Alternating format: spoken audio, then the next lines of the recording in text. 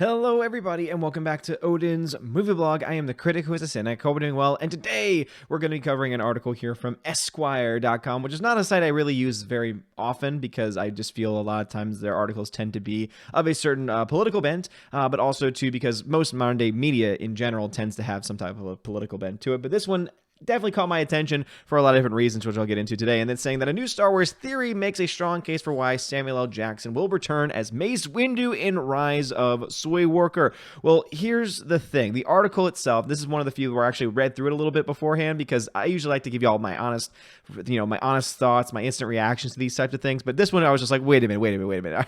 I need to hear this one because no one else is talking about it. And so let me dive into it. And sure enough, what I thought this article was going to end up doing came to be true. And so what it basically is doing is it's going through how certain people on Reddit, which is, of course, where most discourse on Star Wars and on a lot of things these days seem to be taking place, on Twitter and, of course, on Reddit would be the two most popular.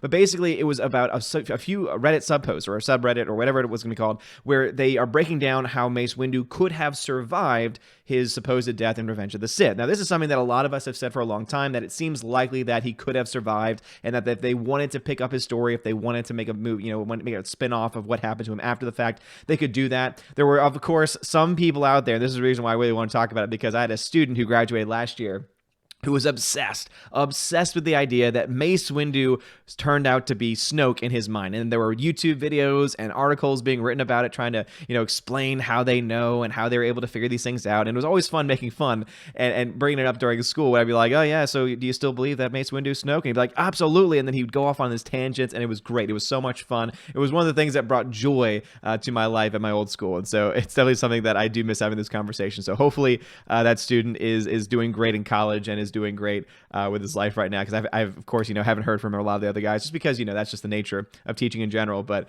it was always fun to have that conversation with him nonetheless. But it's interesting that this is being brought up, though, because I think that there definitely is a chance that Mace Windu could have survived, right? Because he was not actually dead when he got pushed out of the window. He was missing an arm, but guess what? That's happened before in Star Wars, especially with the cauterized wound of a lightsaber, right? And also, of course, Force lightning didn't destroy him either. I mean, Force lightning is not something that has really ever killed anyone in a Star Wars movie before. Obviously, I'm sure someone's going to be able to come back and say, oh, in the comics or in the books that something like that's happened. But as far as the movies are concerned, we really haven't seen anything to that effect, right? We've never really seen that. Or falling from a great height either, right? And because Mace Windu, we all know, is one of the strongest, or at least was presented to us as one of the strongest Jedi Knights ever, possibly in history, definitely one of the smartest and definitely also one of the strongest. Also, it seems to make a lot of sense that he would have the opportunity and he would have the ability and the strength to be able to survive all of the different things that happen to him. Oh my goodness, what is this popping up randomly? Dear Lord, as I always say, we do this thing live. And so I think it's interesting, though, because they go into that, right? So the Esquire article just goes into how he could have survived, but that does not mean that he's going to be in the Rise of Skywalker. So basically the entirety of this article is all about, again, as I said before, all these different things that happened in the movie, in Revenge of the Sith, all the different things that happened, and all the different things going on Reddit, explaining how he could have survived and going through all these different things. And then and then the whole article just ends with, so because we now know that there are certain Jedi that are likely going to be brought back because J.J. Abrams is ending this franchise, or rather realistically, the franchise is already dead. But obviously he's ending the story, allegedly ending the story of these characters and this universe. And it seems to me that he's going to be trying bringing back as many people as he can. There's rumors of a possible Yoda coming back, which would make a lot of sense seeing what they've done in the previous films. But also, too, with the Reddit leaks that we had, it seems pretty clear that we'll probably have Force Ghost to come back and help fight Sith Lords, which is actually something that even George Lucas himself brought up at one point in time, saying would be possible, and that would actually line up with the supposed leaks of what's going to happen at the end of Rise of Skywalker, where you're going to have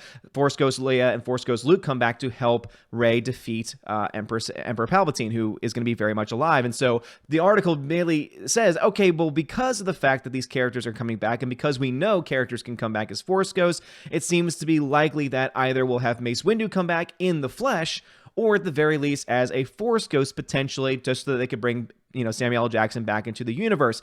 And so for me, I'm like, okay, so you could obviously say, oh, they can bring this person back, they can bring this person back, but it's not really evidence. And so what bothers me most about this article is that the vast majority of it is just trying to help explain how Mace Windu is still alive. But just because Mace Windu has a good chance of having survived all the things that happened in The Revenge of the Sith does not mean that he's actually going to be in the film.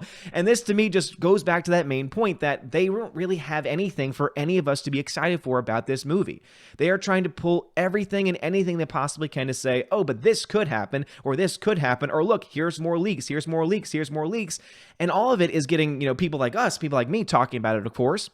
But as far as the general fandom is concerned, no one's actually saying, oh my gosh, yes, I can't wait for this. Oh my gosh, I cannot wait for this movie. There might be a few people out there that watch my videos at the very least. They're saying, oh, I'm actually pretty excited for it. I actually have a lot of high hopes. And again, if you have those high hopes, great. Again, I'm glad that you're excited for it. It's hard for me to get excited for it because the only things that we have coming out right now are leaks that could potentially be true, are rumors that could potentially be true, but also could be completely false, or we're getting the trailers and the information that we're getting with, Dark Rey being, is it a dream? Is it a clone? We don't know. And for me, I'm like, yeah, but you know what? I don't really care because Rey's not that interesting of a character. She's been a Mary Sue from the very beginning. She's never really gone through any conflict. And if she finally does go through conflict in this movie, it's going to be too little too late.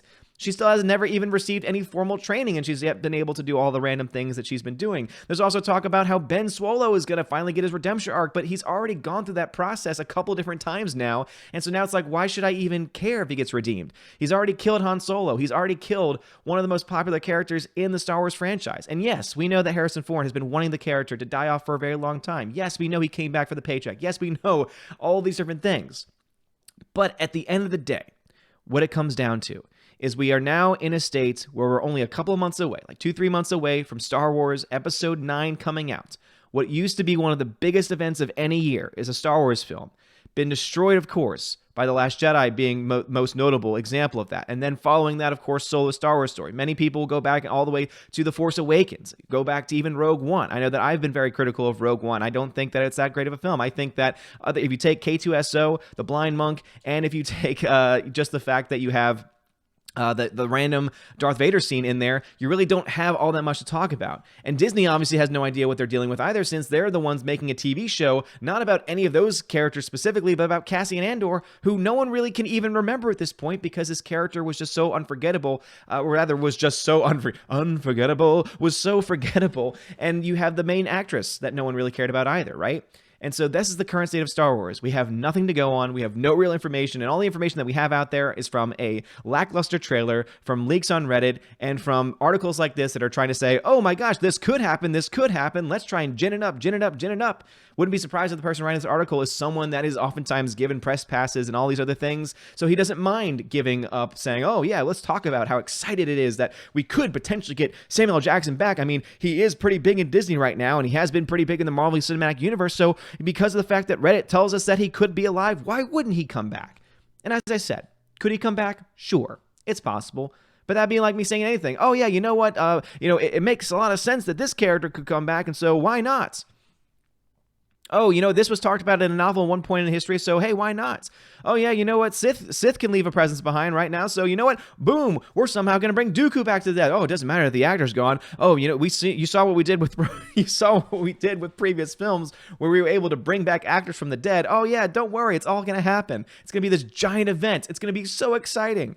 But that wouldn't be based on reality, right? That wouldn't be based on any actual reporting. That would be me claiming my own inside sources that I can't actually prove, as we see some people try and do online all the time.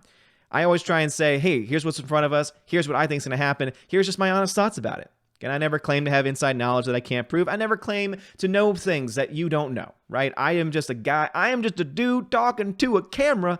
And some people tend to like the information. Some people tend to like the content. Some people tend to like the conversation. And that's what I like to do. I like to have conversations. I like to speculate. I like to do these types of things. And I do it because it's fun. Sure, video's monetized. Sure, might get a little bit of money from it, And there's nothing wrong with that. Again, helps out in life, right? We all need, unfortunately, I wish we didn't need money, but guess what? Unfortunately, we live in a world where we do.